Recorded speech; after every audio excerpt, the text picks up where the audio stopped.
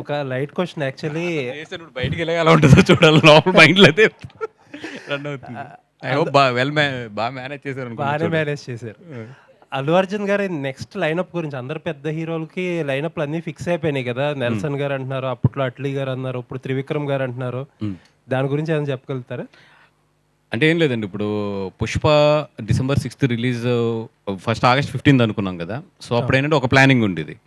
ఇప్పుడు December 6th వెళ్ళింది కాబట్టి కొంచెం ప్లానింగ్స్ అన్ని చేంజ్ అవుతున్నాయి. నాకు తెలిసి ఈ మంత్ ఎండ్కి ఒక క్లారిటీ వచ్చేస్తుంది వాటి మీద. త్రివిక్రమ్ గారు ఏదో ఒక మంచి, ఆయన ఇప్పుడు దాకా టచ్ చేయని ఒక జోనర్లో ఒక లైన్ చెప్పారు, బాగా ఎక్సైటెడ్గా ఉన్నారు బన్నీ గారు అని తెలిసింది. అవునండి, అది లైన్ అయితే ఫిక్స్ అయిపోయింది. ఓకే. దట్ ఫిలిం భారీ బడ్జెట్ అది.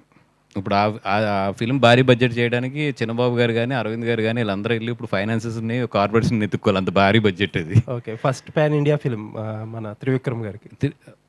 అంటే ఆయనకి ఆ క్యాపబిలిటీ ఉందనేది బన్నీ గారికి బాగా నమ్మకం త్రివిక్రమ్ గారి మీద. సో వీళ్ళిద్దరు ఎప్పుడు ఒక 2 years నుంచి మాట్లాడుకుని ఒక కాన్సెప్ట్ అయితే ఫిక్స్ అయ్యారు. It's a more than story, I can say it's a concept.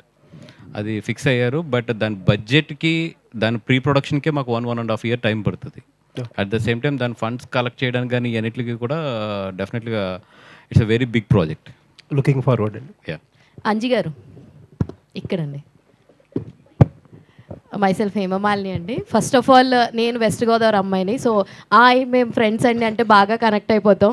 So అంటే ఈ కథని మీరు వాసు గారికి చెప్పడానికి, అంటే ఆయన ముందు నుంచి అంటున్నారు మేము 3 గంటలు విన్నాము, కడుపుబ్బ నవ్వేసింది, ఇక్కడ పట్టేసింది, బొగ్గులు పట్టేసింది అని చెప్పి అంటున్నారు. సో ఈ కథలో ఎలాంటి ఎలిమెంట్స్ని, అనేది ఒక ఎమోషన్ ఫర్ గోదావరి వాళ్ళకి. అంటే మనం బాధలో ఉన్నా, హ్యాపీలో ఉన్నా, సంతోషంగా ఏమున్నా కానీ ఆ సిచ్యువేషన్లో ఆ స్లాంగ్ అలవాటు వాళ్ళకి అది చాలా ఈజీ.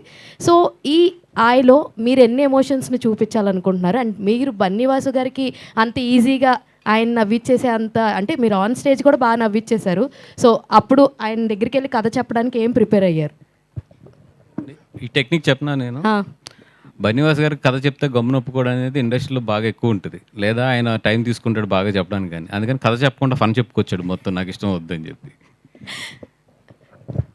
యాక్చువల్గా ఈ కథ కొన్ని నెరేషన్స్ అయిన తర్వాత కొంతమంది దగ్గరికి యాక్చువల్గా అదే చెప్తున్నప్పుడు ఎవరన్నా నాకు ముందు ఎక్స్పీరియన్స్ ఏంటంటే, నెరేషన్ చెప్తున్నప్పుడు కొంతమంది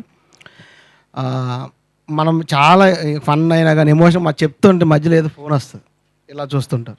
ఇలా రకరకాల కొన్ని ఎక్స్పీరియన్స్ చూశాను. కానీ ఫస్ట్ టైము ఈ కథ చెప్తున్నప్పుడు సరే బన్నీవాస్ గారు లాంటి ఆయన పిలిచాడు, వెళ్ళి చెప్తున్నాం అన్నప్పుడు నాకు ఎక్కడ బాగా నచ్చిందంటే, ఈయన ఇంత మంచి పొజిషన్లో ఉండడం కారణం ఏంటంటే, ఫస్ట్ అన్నీ అడిగాడు అంత మామూలుగా అది ఇది అయిన తర్వాత చెప్పినప్పుడు ఒక్క నిమిషం అని చెప్పి ఫోన్ సైలెంట్లో పెట్టి ఇట్లా కూడా పెట్టకుండా ఇట్లా పెట్టాడు.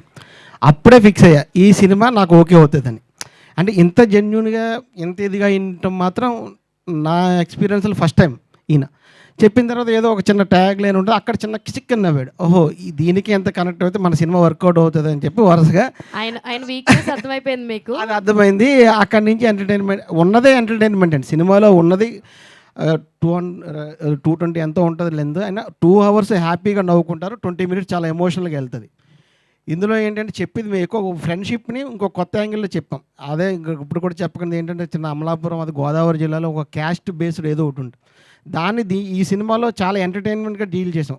ఉంటుంది కానీ బ్యాక్గ్రౌండ్లో ఉంటుంది, కానీ ఎంటర్టైన్మెంట్ అన్నది ముందు ఉంటుంది. వాసు గారు, అంటే ఇందాక మీరు శ్రవంతి గారు అడిగిన క్వశ్చనే, గలీజ్ ఫ్రెండ్, డీసెంట్ ఫ్రెండ్ అంటే మీ ఫ్రెండ్స్ అని చెప్పారు కదా. ఇండస్ట్రీలో మీ ఫ్రెండ్స్ అందరూ కలిపి ప్రొడ్యూస్ చేస్తున్నారు, ఇవన్నీ ఉన్నారు కదా, వాళ్ళలో గలీజ్ ఫ్రెండ్ ఎవరు, డీసెంట్ ఫ్రెండ్ ఎవరు? దానికి అడుగుతుంది కూడా ఎందుకు అంటే ఇందాక వస్తుందని ఎక్స్పెక్ట్ చేసాం, మీ మాట రాలేదని ఇప్పుడు అడుగుతున్నాం. అంటే ఈ మధ్యలో వాడు ట్విట్టర్లో ఫేమస్ అయిపోయాడు. ఇప్పుడు నేను ఇది వేసిన వెంటనే వాడు బ్యాంకాక్లో ఉన్నాడు, వెంటనే కౌంటర్ వేసేస్తాడు అక్కడి నుంచి. ఎందుకు ఇప్పుడు వెంటనే కౌంటర్ వేయించుకుంటాం, అది కొంచెం సినిమా దగ్గరికి వెళ్ళా కానీ బయటికి తీసుకొద్దాం అని చెప్పి చెప్పలేదు అడిపోయి. మరి డీసెంట్ ఫ్రెండ్ అంటే ఆన్ ఇండస్ట్రీ, ఇన్ ఇండస్ట్రీ అంతసేపు ఆలోచిస్తున్నారు ఏంటండి? అంటే బన్నీ పేరు చెప్పేయచ్చు, ఆయన పేరు చెప్పేయచ్చు, కానీ అట్లా కాకుండా నిజంగా అంటే నాకు ఎందుకు నిజంగా పెద్ద డీసెంట్ ఎవరు లేదు. నేను ఆలోచిస్తున్నా కూడా ఒక్కొక్కడు ఒకలా కనబడుతున్నాడు తప్పితే నేనే డీసెంట్ ఏమో అందరూ చూసుకుంటే.